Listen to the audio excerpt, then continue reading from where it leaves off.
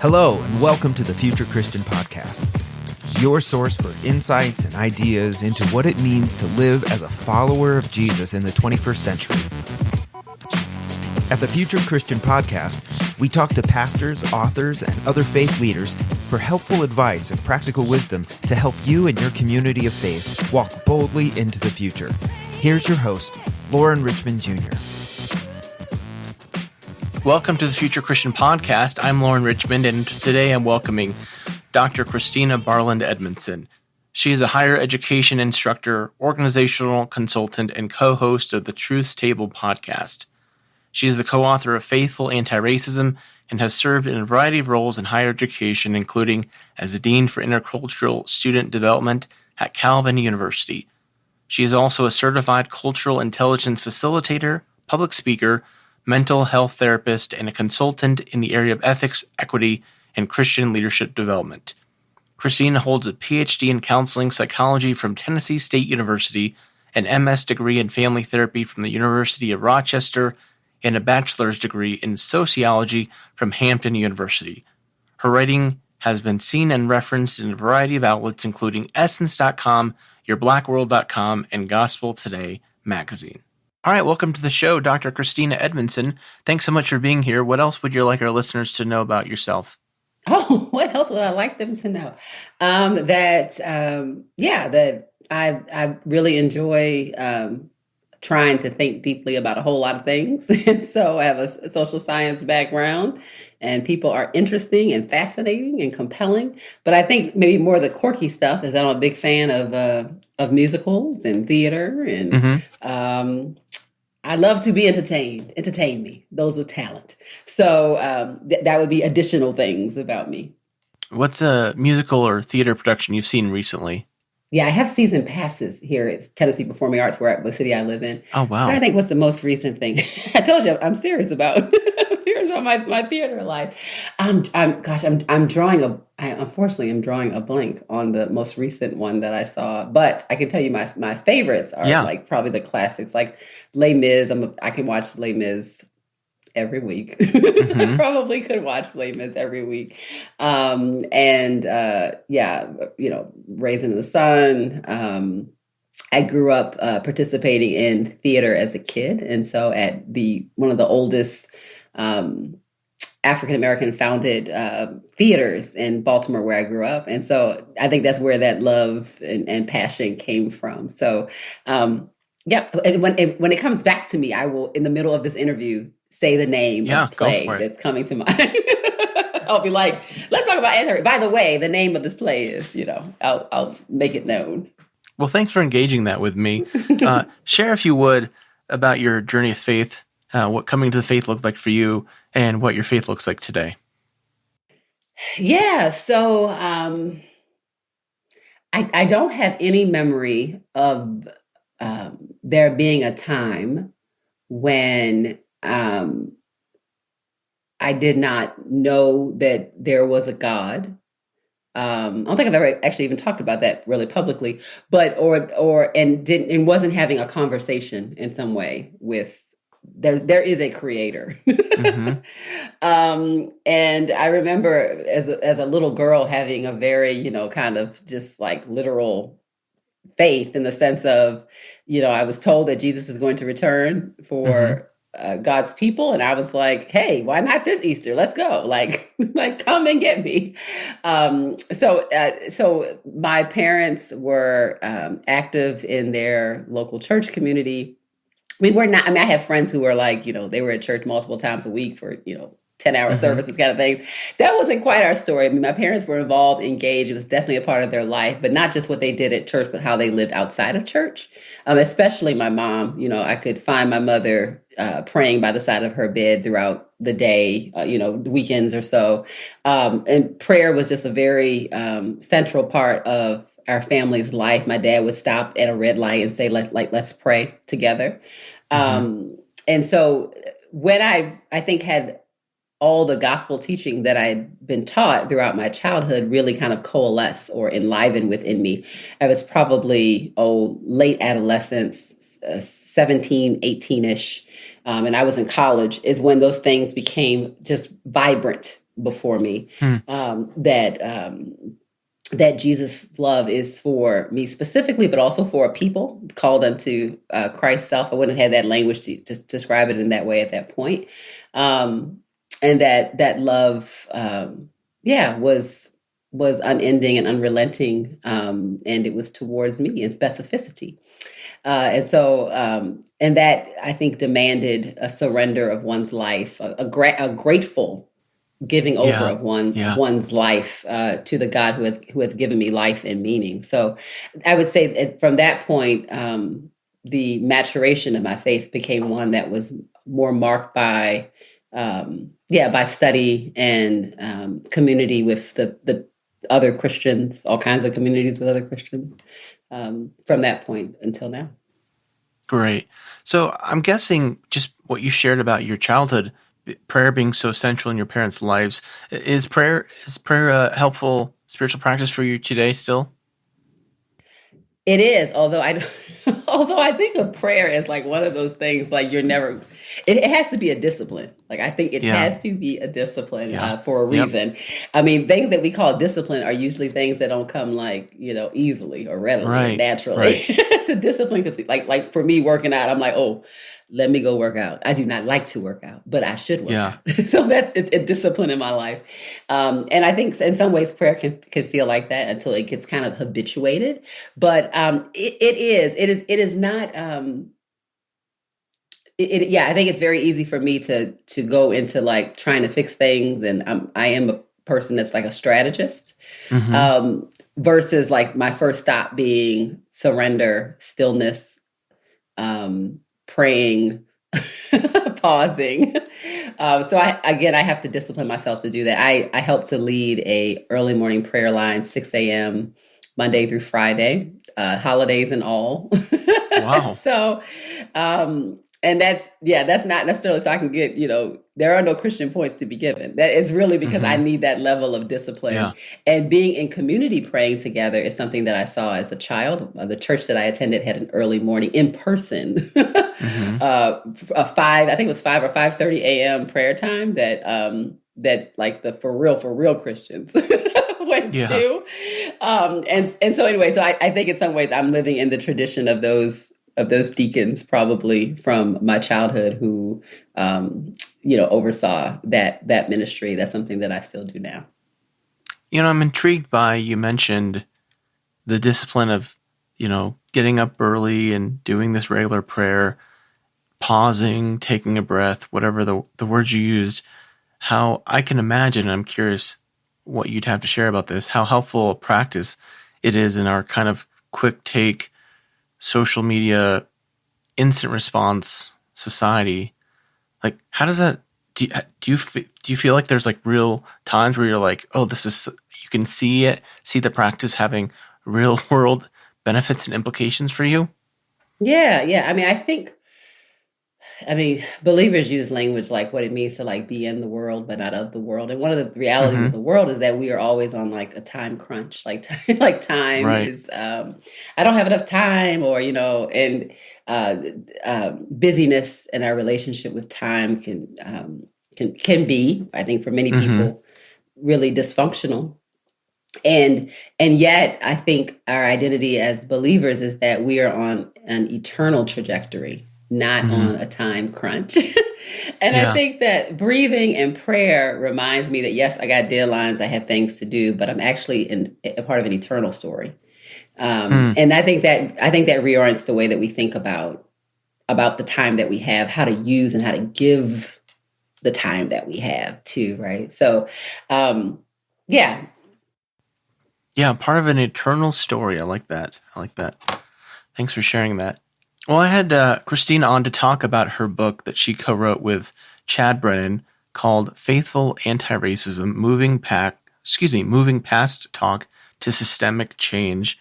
And share, if you would, kind of what brought or what led you and Chad to write the book, first of all. Yes, that's the making of the band story. So I got the pleasure to work with Chad Brennan some years back. I guess it wasn't maybe 4 or 5. It's pre-pandemic, so time has become a weird thing since the pandemic in my memory. But Right. But we were invited to an event along with several other people. It was still fairly small, maybe it was probably under 20 people, by Brenda Salcha McNeil, who is Dr. Salcha McNeil is an academician and a clergy member who has done work around racial justice and reconciliation from a Christian standpoint for many, many years. And I had not met her before, but I was invited to come out. I think she had mentored Chad, I think, at some point as well. But a group of us, less than 20, for just really like encouragement, brainstorming, little kind of think tank dynamics, prayer together, etc. And that's where I really got to meet both Chad Brennan, Michael Emerson, and some other researchers who were there. And we began to just talk about, where we are, like our respective places of working and serving. And from there, we continued dialogue. And the body of research that both Chad, Michael, Glenn Bracey, and others were working on, both this really extensive quantitative and qualitative research project was underway, and I had the opportunity to kind of speak into that about some question design and some of those pieces as well. But they really did conduct this huge project, and it was bringing to bear lots of fascinating data that could be used, explored, understood. And Chad reached out to me after having other conversations just about research questions and to see if I had an interest in writing a book. And the book that we would put together would be a little bit different than maybe some of the other people participating in the research project. So their books are written from an academic vantage point solely. And whereas we wanted to write a book that would, the first audience for the book are people who identify as Christians, people who are like, I read the Bible, I pray, like those types of people. And so that's the audience that we wanted to bring to bear, a whole host of disciplines to talk about anti-racism with them together. So I agreed to that project, and then we started working on it, and we put a whole lot of things in the pot. And made quite the dish together. Yeah.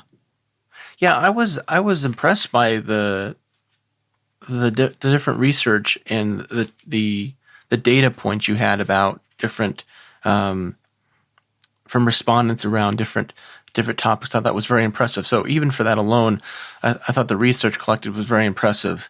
There's several things that, of course, that stand out in the book, and to me, one thing that I really highlighted was you kind of share your own story, if I remember correctly, as a child about you write that you believe there were not that many white Christians in America because they couldn't be connected to the Jesus I knew. And that really just hit me right away reading that.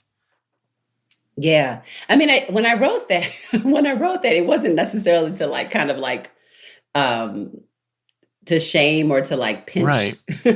It was really honestly a sense. One, it speaks to, I think, the hypersegregation of the church. But also, I think I had been introduced to, and Jesus, when we think about Jesus, all of our cultural backgrounds and our own stuff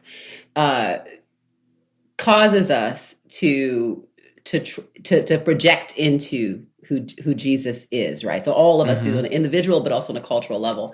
But I do think that what I was offered, or the Jesus that was put in front of me, to the extent that was biblical Jesus, was a Jesus who has something to say about our own kind of personal piety, like the way we live, what we do, what we don't do, but also our love for our neighbor and our enemy. And so there were, as I learned about like American sociology and history, even my own experiences, not tons of them, but still experiences with racism, blatant in your face racism as a child, there was this disconnect for me. I was thinking, well, clearly Jesus does not call one to be racist or to mistreat your neighbor. Like you can't even mistreat in Christianity, you cannot mistreat your enemy.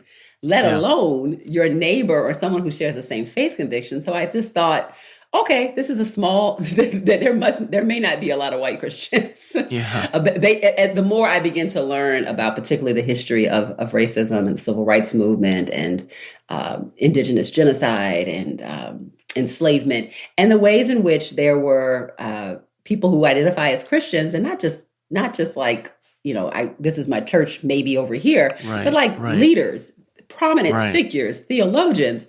I thought there's a huge disconnect here. Yeah.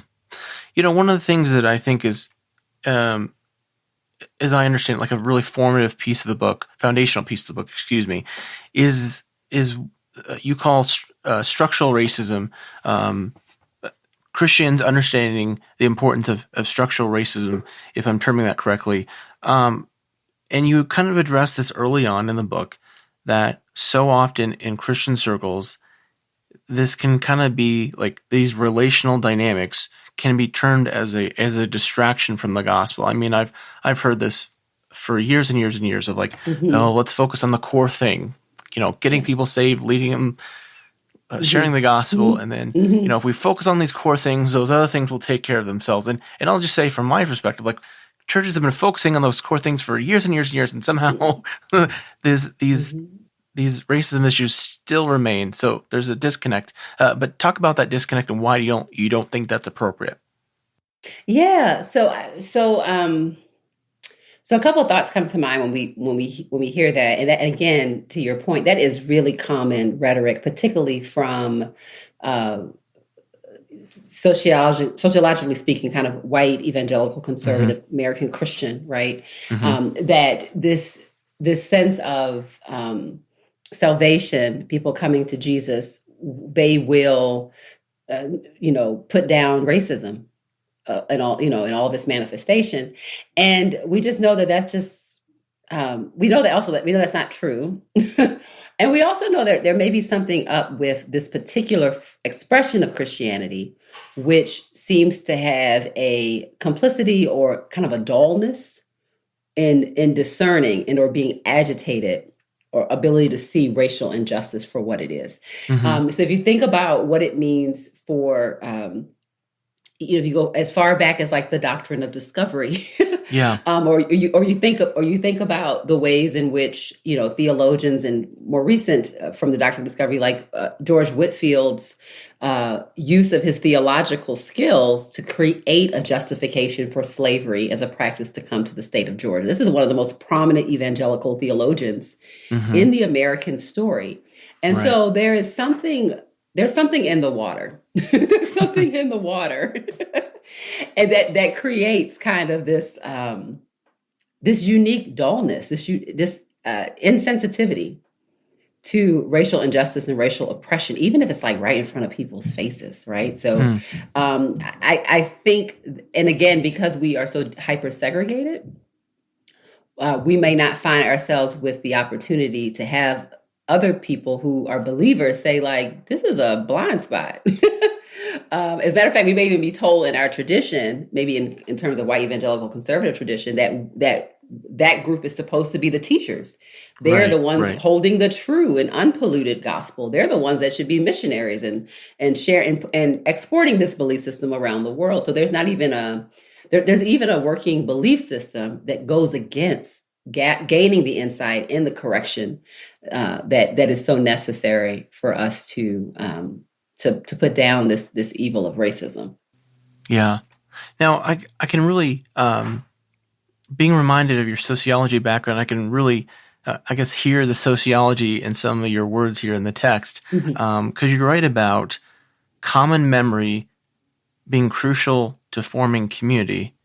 And I know others have done work on the lack of common memory, but talk about that, because I think we're seeing that a lot in the last couple of years. There's battles right over history books and yes. what happened, what students should be told. Absolutely. Because it really matters.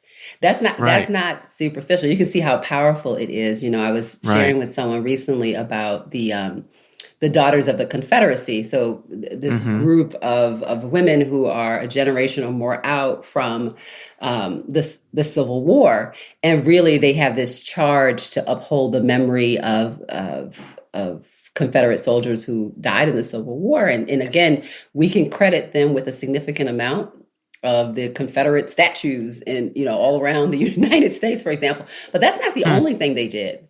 It wasn't just the statue work they did, but the way in which we're socialized and shaped, because one of their most impactful behaviors was what they did in regards to the education system.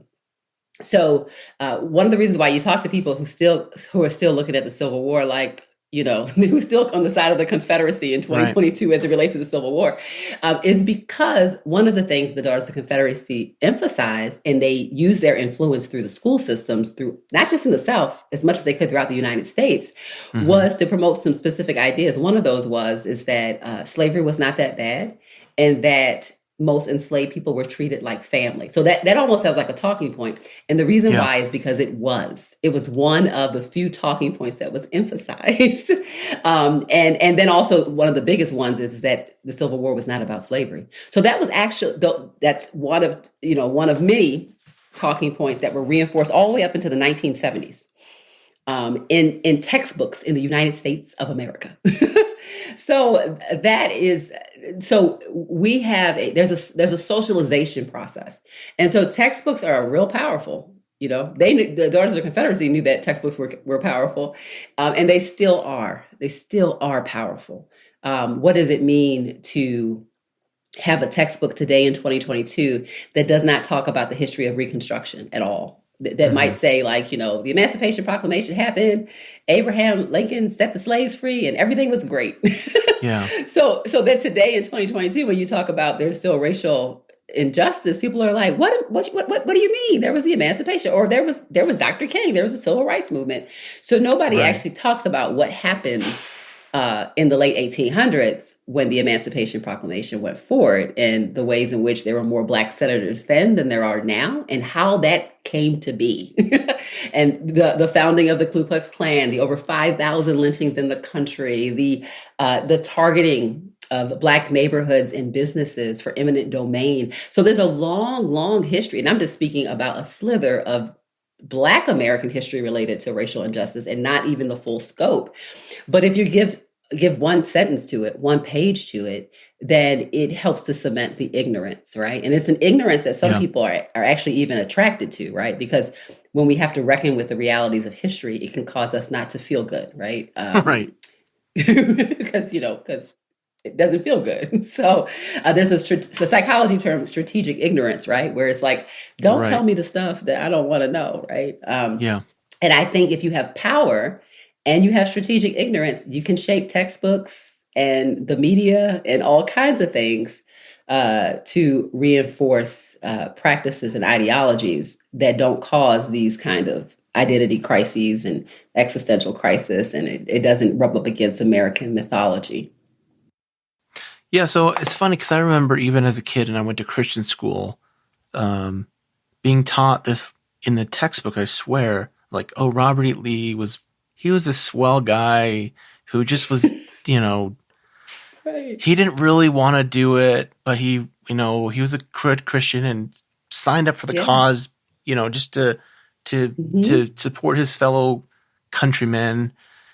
And then going to Bible college, there was the guy from the South, and he's like, states' rights, states' rights, states' rights. And I was like, what are you talking about? The right to own slaves. Yes. Yes. So it's well cemented for sure. Yeah. But that strategic ignorance, I mean, we're literally seeing that being propagated current day. And maybe forgive me if I'm asking too much here, but I mean, what do Christians do? What do you advise churches, Christians, people who are trying to faithfully follow the way of Jesus in light of these things? So, one thing I try to remind people that there is enough grace to tell the truth. Sometimes when we avoid truth, it to me is an indictment about what we believe about grace.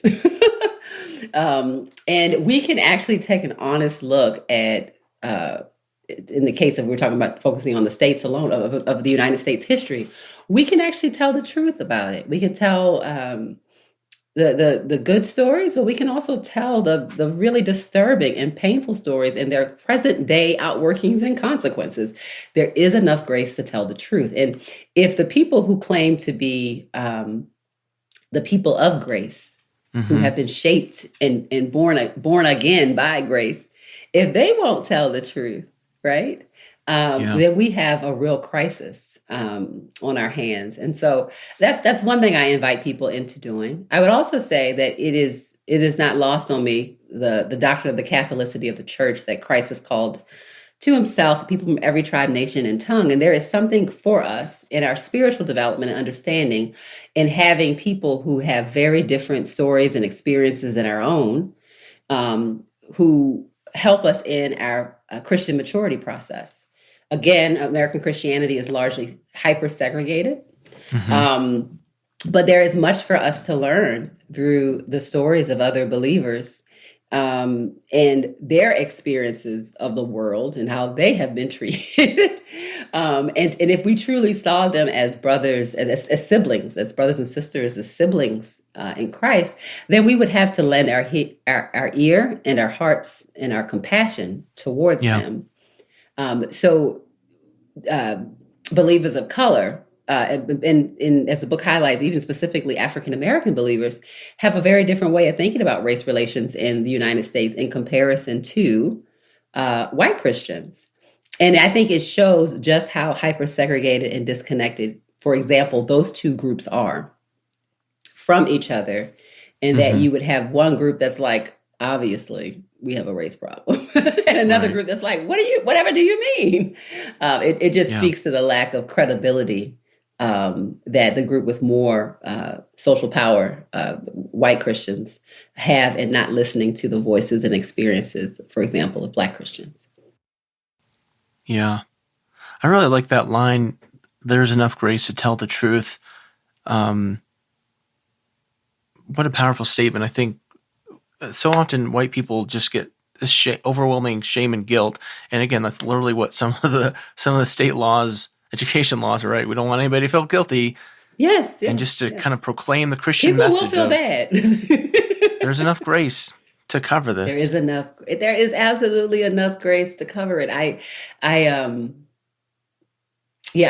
think that there's so much freedom for us in terms of the redemptive power of the cross for people who are Christians to think about the fact that Jesus not only nails sin is not only what Christ bears, but he also bears shame. And I think that that's something that's often not emphasized and is lost on people because the bearing of our shame is so important because that shame will cause us not to repent. It will cause us not to do justice. It will cause us not to tell the truth. We really will start hiding and bearing things that are actually opportunities for us to love our neighbors and to witness to Christ's transformative power. But when that shame functions like a toxin and a suppressant, which Christ also died to set us free from shame, we will not do the work that we have been called to do. This is why the Christian message, I think, still gives me chills at times, because there's just sometimes it just hits me in a different way. And I think this is one of the, speaking honestly, this is, I think, what makes the Christian message so relevant for me, because we think about how it just continues to speak into our lives. This is such a powerful way of so many, for white people are and people in general who are, Christ is setting you free from that shame. There's grace enough to move forward. So great message. Really appreciate it. Yeah, for sure. Well, and I think for people who have been captivated and reshaped by the gospel, the gospel that has cosmic and eternal implications, that big gospel, not like the small miniature gospel, but the big gospel. I think it is like a diamond, that it picks, it has all these details and as you grow in your faith, you never grow from being amazed by the beauty of the gospel.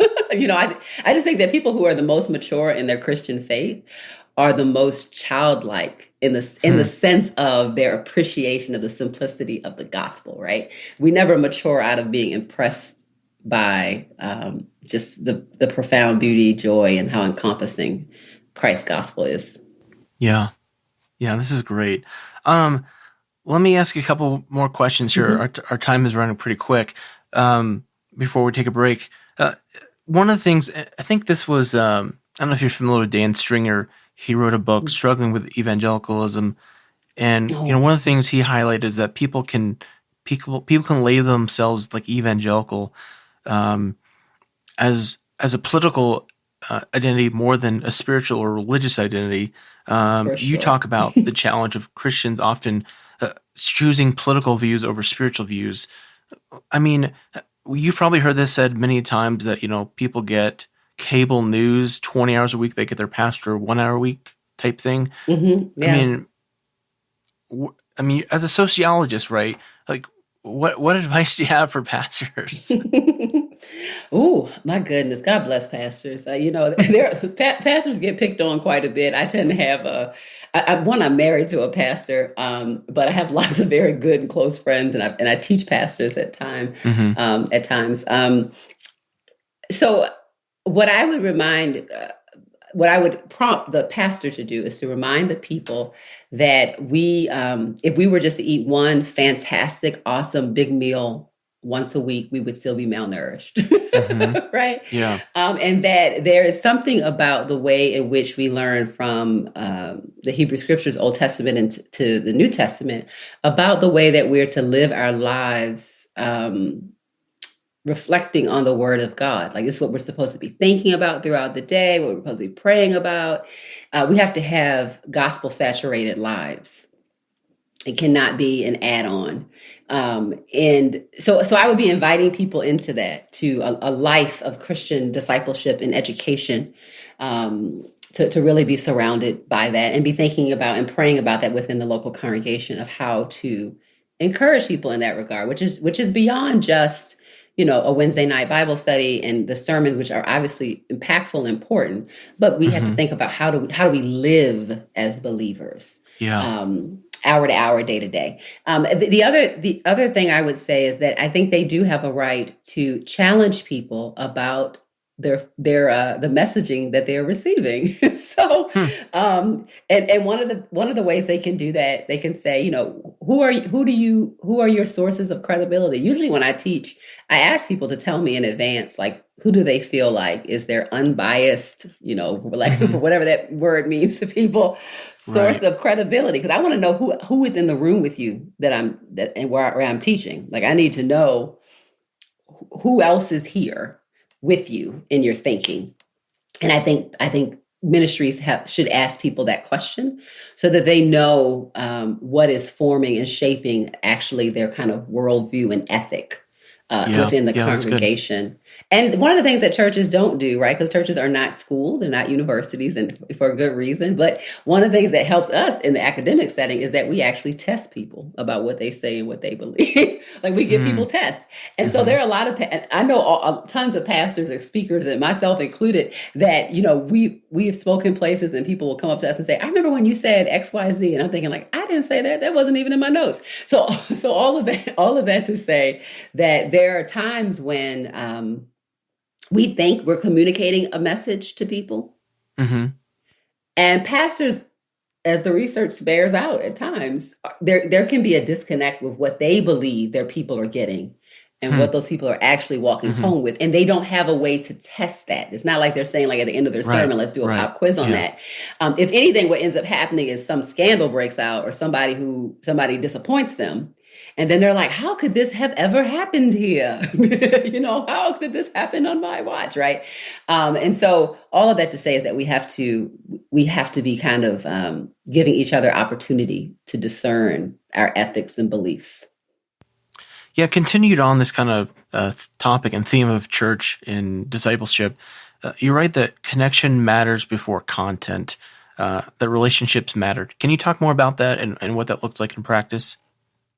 Yeah. So people often sound like the communities that they believe they have acceptance from. Like they sound like their place of belonging. Now, whether that's true or not, they may not, who knows? There can be some kind of rupture that lets them know, like, how much do I belong here or not? But so when I listen to people, I can get a sense of where they think who their people are, like where, where they think they belong theologically, politically, et cetera, right? Because we sound like the community where we have a door key. We believe we have a door key within that community. So belonging is really, really critical. And I think even when we talk about a topic like race and racism, one of the reasons why people get really anxious, one of a few reasons, is because as they deal with the realities of it, I think they start to feel a deep sense of loneliness, guilt and shame, but also what does this mean for me? And so even if we talk about what does white identity mean within the last few hundred years as constructed in the United States story, for example, if you start to really pull those threads for somebody who's kind of been given this language their whole life, it makes sense that there is an identity crisis that happens. Like, what does this mean? Who am I then? And they're out to attack white people. And instead, they're not hearing people say, like, what does it mean to be white? Which is not the same thing as not loving and seeing and hearing people who identify as white, right? So we want to certainly use our words in a way that teach truthfully and honestly, but we want people to feel a deep sense of connection to their own humanity, their own value, but to the shared humanity that we have together, that they are not alone. When people feel a deep sense of loneliness, that is when they become uniquely susceptible to, cult-like spaces, to be honest with you, cult-like, gang-like spaces, because, you think about Maslow's hierarchy of needs. At the bottom, he talks about, sleep and food, like these physiological needs. And then right there in the middle is belonging. But I would respectfully push back on Maslow's hierarchy of needs and say that belonging actually comes before sleeping and eating, because there is no sleeping. There is no sleeping or eating. If you think about how we come into this world, we don't feed ourselves. We don't lay ourselves down to sleep. We have to have belonging. We have to have some kind of parent, some kind of guardian. We have to have community to even get our physiological needs met. Yeah. So belonging is so crucial. And if we think about this from a theological lens, it is God who looks at God's creation and says, after saying all the stuff was good, this is good, this is good, this is good. You know what? It's not good. For humans to be alone. God says that about God's and God's creation. So that belonging is so critical. So in learning, particularly learning challenging things that will rock us at our core, rock our sense of American identity or our own identity or our faith convictions, we are going to need to create the space where people have a deep sense of belonging as we share content. Yeah, because I imagine, if I understand correctly, right, like so much, or at least if I heard it, there's so much radicalization of young white men who are lonely, isolated, and that's where so much is happening, right? Yeah.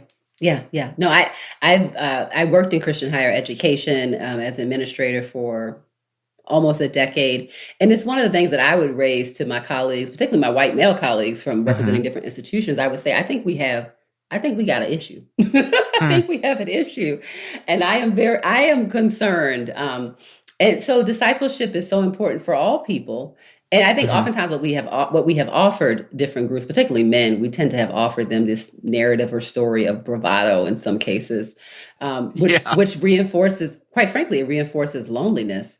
It's all a show. It doesn't go deep. And that's more about caring for yourself and roughing it. That's still not about a deep sense of belonging. So ultimately it's insufficient, even if you hear people, having workshops and books about the topic, it still is not going to satisfy that deep human need of belonging and community, to be known, to be seen, and people don't look away.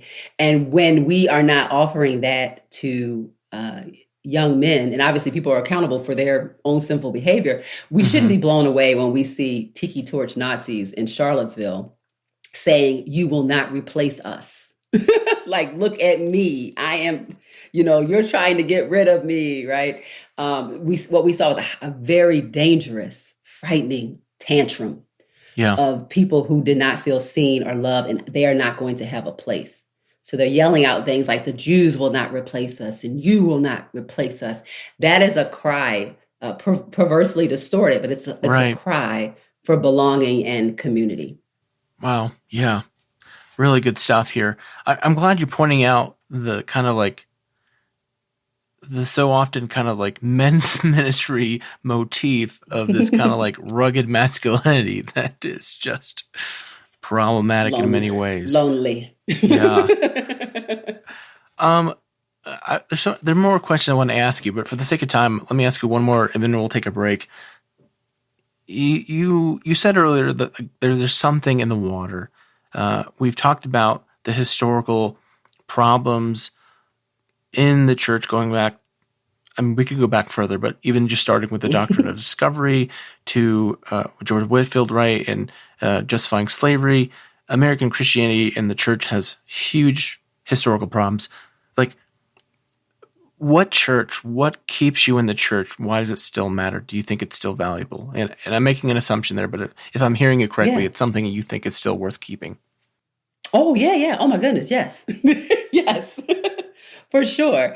I also think, so my understanding of the faith is it doesn't start or stop with the political expression of white American evangelicalism. And I think that if it did, man, that would be a place of despair. That would be a problem. And I think that's why we have a whole generation of kind of white ex-evangelicals, right? Is because that's all they know. That's what they think it is. And I'm like, well, have you ever checked out? I don't know. I don't know the Black church or the, churches. I mean, or the church, even the churches of, the kind of the earliest converts of, European traditions and African traditions and Asian traditions. I mean, I'm just like, oh, it's so much bigger. It's so much bigger. Now, there is an outsized impact, and I would say because of social power, that white conservative evangelicalism has. And, having that social power and having that oversized impact has real consequences, right? Because the good things are magnified, but the bad things are magnified and a problem too. So I still see the church as, God's gift. I still see the church as headed by Christ. I still see the church as a place of deep belonging that we just talked about, right? Where that's what it can be, and that is what it's supposed to be, and that is what it will become. So I have confidence in not Christian people getting it together, but in God's promises to the church. And it really pretty much stops right there. Where my confidence is. And I've just seen beautiful transformation. I've obviously lots of wild, ugly things too, but I've also seen beautiful, beautiful transformation. And the church is yet a work in progress. So that's why I think I still have a sense of connection and hope. And, ultimately, just theologically speaking, I believe that when we are God's people, when God has us, God has us. Yeah. And although I may find myself at a place of, I believe, but help my unbelief, Jesus has shown himself through scripture, and I would say in the testimony of life, to be faithful, to not be intimidated by the actual frustrations that we have because of sin in this world. And that's the unique benefit of having Jesus as our high priest, fully God, fully man, in terms of my theological framework. Yeah. And it is Christ's humanity and not just divinity that gives me confidence, because Jesus knows social hierarchy. Jesus knows corrupt systems. Jesus knows people who use religion as a tool of empire. Yeah. Jesus knows it, and he knows it so intimately, he still has the physical scars in his glorified body about it. It's good stuff. So that in a sense gives me confidence if we're talking about that Jesus, the Jesus preached down by the apostles, not like the American-made Jesus. Sure. But the Jesus of Nazareth, that Jesus gives me a whole lot of confidence. Well, this is great stuff. Let's take a quick break, and we'll come back with some closing questions. All right, we're back with Dr. Christina Edmondson, and thanks so much for your time today. Really appreciate the conversation. The book is, again, Faithful Anti-Racism, Moving Past Talk to Systemic Change. Christina and Chad Brennan are the authors. Recommend it for our listeners. Some closing questions. You can take these as seriously or not as you'd like to. Okay. But if you're Pope for a day, what would that day look like? What would you want to do? Pope for the day. Oh man, nobody would give me that kind of authority. But if they did, and along with your question, you know what? I think I would I would call people out to first third of the day would be like a worldwide prayer time, prayer, intercession, crying out to God. And then obviously service to others. And then maybe public reading of the gospel, because I feel like we need that to get on the same page. I mean, but that service part would be, serving all aspects of the church, the persecuted church, the underground church, et cetera, but also serving our neighbors well, figuring out how to do that as a part of our Christian joy is in serving other people. That's a good day. That's a good full day. Nobody's gonna give me that, but I would like it. A theologian or historical Christian figure you would want to meet or bring back to life? Yes. Gosh, there's so many. I'm gonna cheat and I'm gonna answer more than just one question. But sure. But yeah, I do have a fascination with the unnamed people, particularly unnamed women in Scripture. Sure.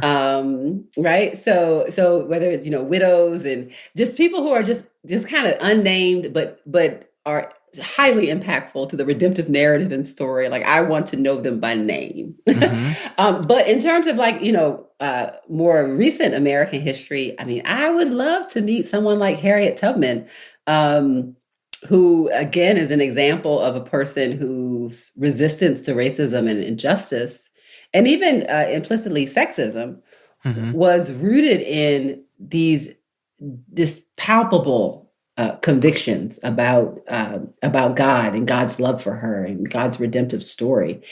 So much encouragement and empowerment that this is the first woman in American history to lead an army to emancipate plantations.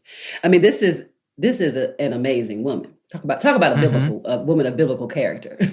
So I would love to meet her. And she ended her life. I think the story is that she planted a garden, she married a younger man, and she adopted a daughter. What a lovely, what a lovely life. So I would love to glean her wisdom and her stories of perseverance and survival. Fabulous. Yeah, that's good. What do you think history will remember from our current time and place? Oh my goodness. I think history is going to look back and go, duh, it's right there. Y'all didn't it's like the dancing frog, when you're, so that, I don't know if you've ever seen that cartoon. It's like when the person who's he's dancing. Don't you see him dancing? And when everybody looks at it, he stops dancing and he looks like a regular. It's like this is like old Looney Tunes or something, right? Yes. But to the person who can see it, exactly, to the person who can see it, he's dancing all the place. He's tap dancing. He's got a cane, everything. And I think that in the present moment, too many of us are like the person who's like, I don't see anything dancing. But in the future, people are going to look back and say, dancing is happening all over the place. In other words, there are great opportunities for relief of social injustice. There's great opportunities for truth telling. Things are closer than they appear. And yet, I think we're no, I don't see anything happening.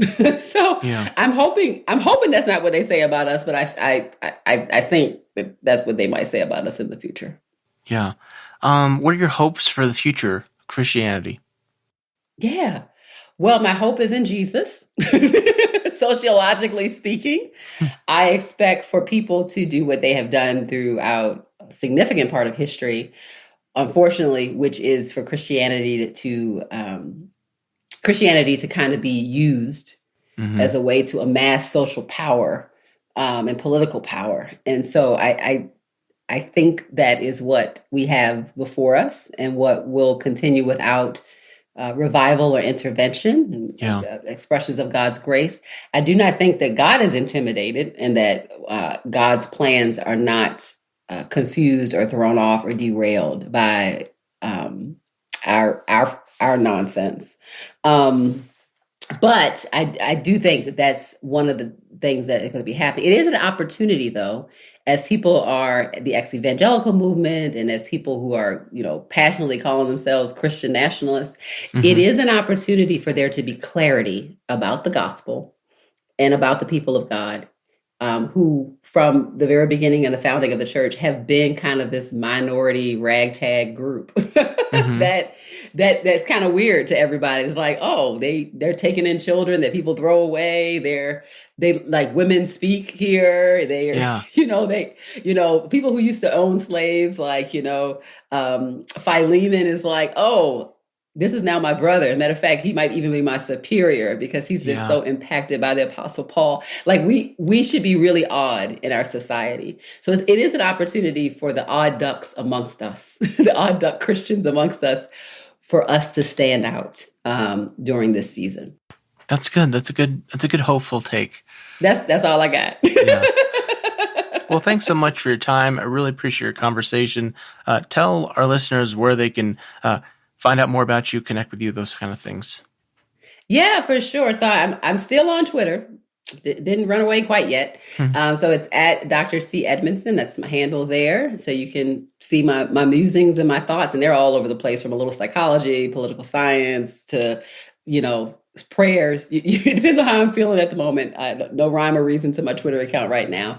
And then as we've talked about, this book, Faithful AntiRacism, that I wrote with Chad Brennan, is available everywhere that books are sold. And Seminary Now also has a course that is based on this book that you or your church or your school could take together. And so check that out if you're looking for a deeper dive along with this book. I also have another book that was published in 2022 with some dear friends connected to the podcast that I've been a part of for a few years now, Truth Table. And that book is called Truth Table, Black Women's Musings on Life, Love, and Liberation. So it's a collection of essays on a whole host of topics. So you can check that out as well. I'll have to try to remember to put a link for the podcast in my show notes. Okay. But Well, there's that podcast, and then there's also for those who want to bulk up their Christian disciplines, we do have a podcast, Truth Table, Getting the Word, with IVP that comes. Okay. You get a new episode every day, and it's 1 year of Bible reading. We, Kimberly, Juan, and I, we read the Bible to you. And about 20 minutes or under a day, and then we pray about the scripture. So we've had quite a few people that have added our voices to their devotion time. But as somebody who has started Bible in a year many times and have not gotten through, right, you can join me. You can join me in this process. Together, we're going to make it through. That's great. That's great. Well, thanks so much for your time. Really appreciate the conversation. I always leave folks with a word of peace, so may God's peace be with you. Thanks for joining us on the Future Christian Podcast. To learn more about Lauren or the podcast, visit future-christian.com. One more thing before you go. Do us a favor and subscribe to the podcast. And if you're feeling especially generous, leave a review. It really helps us get the word out to more people about the podcast. The Future Christian Podcast is a production of Torn Curtain Arts and Resonate Media. Our episodes were mixed by Danny Burton, and the production support is provided by Paul Romig-Levitt. Thanks, and go in peace.